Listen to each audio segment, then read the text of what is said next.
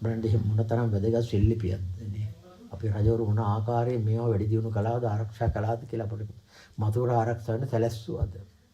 ඊළඟට මහා පරාක්‍රම බහු රජුරන්ගේ බිසෝ ලීලවතී රැජින බුද්ධ වර්ෂ 1700 දී 12014 නැඹුල්පත් කියන ගම පූජා කරලා තියෙනවා. කියන්නේ කිරුවාපත් තිස්සමහාරාය පැත්තේ. ඒ සෙල්ලිපියත් අන්න චෛත්‍ය රජුන් වහන්සේට එහා පැත්තේ පළකවල දැන් අපි තන්පත් කරලා තියෙනවා. ඊළඟට මහා පරාක්‍රම බහු රජතුමා මහවැලිකෙන් ජලය අරගෙන තියෙනවා කදුරු වඩමන කියන වවට.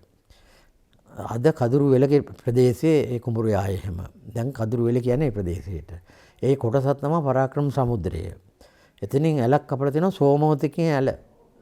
ඒතර පරාක්‍රම සමුද්‍රයට ජලයෙන් අරගෙන එතනින් ගිරිතලා බෑවට මෙන්නේරි වැවට ඒ වගේම කන්තලේ වැවට කවුඩුළු වැවට ජලය දීලා තමයි මේ මුළු පොළොන්නරුවම ශාස්ත්‍රීය කරලා විදේශයෙන් පොයදා හාල් යවලා තියෙන්නේ. ඒතර ඒ මහා වංශයේ 76 වෙනි පරිච්ඡේදයේ පැහැදිලිවම කරුණු කාරණා තියෙනවා. මෙන්න මෙච්චර අපිට ඉතිහාසයක් දකින්න ලැබෙන්නේ.